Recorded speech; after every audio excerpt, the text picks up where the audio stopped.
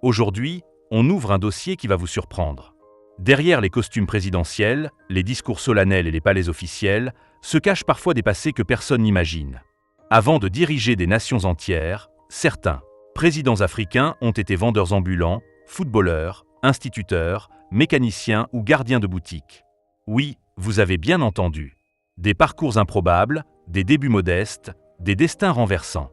Dans cette vidéo, vous allez découvrir cette histoire vraie qui prouve qu'en Afrique, le destin peut transformer un simple citoyen en chef d'État. Restez bien jusqu'à la fin, certaines révélations vont vous laisser sans voix. Commençons par un géant du ballon rond. George Weah, l'actuel président du Libéria, n'était pas destiné à la politique au départ. Né en 1966 dans une famille modeste de Monrovia, il chausse ses premiers crampons à 15 ans et gravit les échelons à une vitesse folle. De l'équipe nationale libérienne, il passe au PSG, à l'AC Milan et même à Chelsea. Ballon d'or en 1995, il marque l'histoire du foot africain. Mais après sa retraite, Weah se lance en politique, élu président en 2017. Imaginez, un matin, il dribble des défenseurs sur les pelouses européennes. Le lendemain, il négocie des accords internationaux. Son charisme de star du sport l'a propulsé au sommet, et aujourd'hui, il utilise sa notoriété pour reconstruire son pays après des années de guerre civile. Preuve que le terrain de foot peut mener à la présidence. Passons maintenant à un acteur qui a troqué les plateaux pour le palais. Mokgweetsi Masisi, président du Botswana depuis 2018, a un CV hollywoodien, ou plutôt bollywoodien sud-africain. Fils d'un ministre, il aurait pu suivre la voie royale, mais non. Passionné de théâtre, il joue dans des films B sud-africains dans les années 80. On le voit dans des rôles secondaires, et même dans une adaptation théâtrale de « Pleurs, l'Afrique bien aimée » en 1984, où il récolte les applaudissements. Ce pays stable et prospère grâce à ses diamants mérite un leader créatif, et Masisi l'est. Il tweetait encore sur l'art et la culture. De la caméra au bureau ovale, présidentiel, quel virage! Ça montre que l'Afrique regorge de talents artistiques qui se muent en dirigeants visionnaires. Et si on parlait d'un DJ qui a fait danser une île entière avant de la gouverner? Andry Rajoelina, président de Madagascar depuis 2019, est un pur produit des ondes et des platines. Né en 1974, il lance en 1999 un festival de musique appelé Live qui attire des stars internationales. Puis, il rachète une radio, une télé et une imprimerie numérique. DJ à 16h sur Radio Viva, il mixe des hits qui font vibrer Antananarivo. Coup de théâtre en 2009. Il organise des manifs contre le président en place et prend le pouvoir par un coup d'État.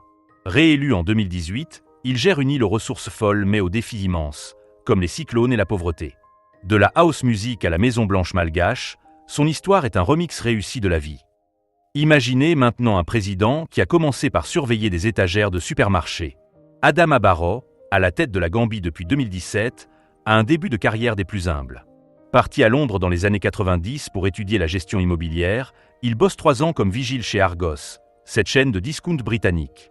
Nuit après nuit, il veille sur les stocks de téléviseurs et de jouets, tout en économisant pour ses études.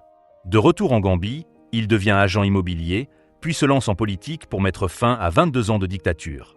Élu dans un souffle, il incarne l'espoir d'un pays minuscule mais résilient. De la sécurité d'un magasin à celle d'une nation, Barrow nous enseigne que la persévérance paie, même quand on commence en bas de l'échelle.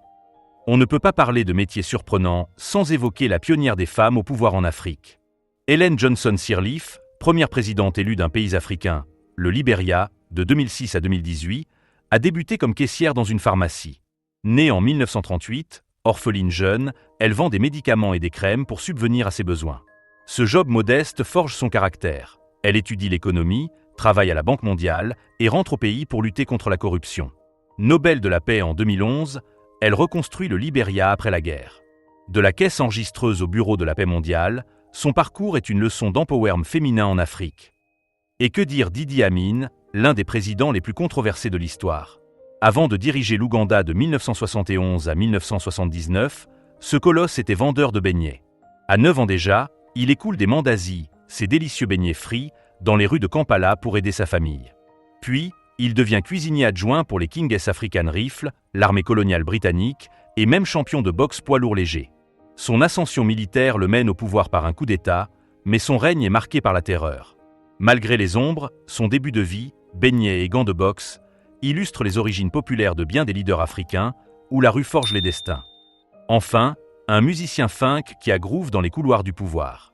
Ali Bongo Ondimba, président du Gabon depuis 2009, sort un album funk en 1978 sous le nom d'Alain Bongo.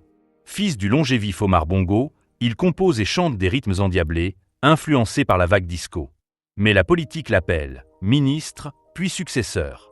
Au Gabon, pays pétrolier, il gère les richesses naturelles tout en gardant un pied dans la culture.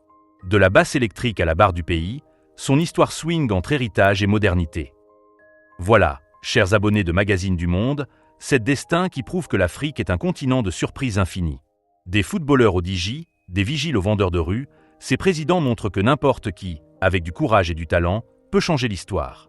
Ces parcours humbles rappellent l'essence même de la démocratie. Le pouvoir vient du peuple et y retourne. Qu'en pensez-vous ? Quel est le plus étonnant pour vous ? Dites-le en commentaire. Likez si vous avez kiffé, abonnez-vous pour plus de voyages culturels et activez la cloche. À la prochaine pour une nouvelle pépite mondiale.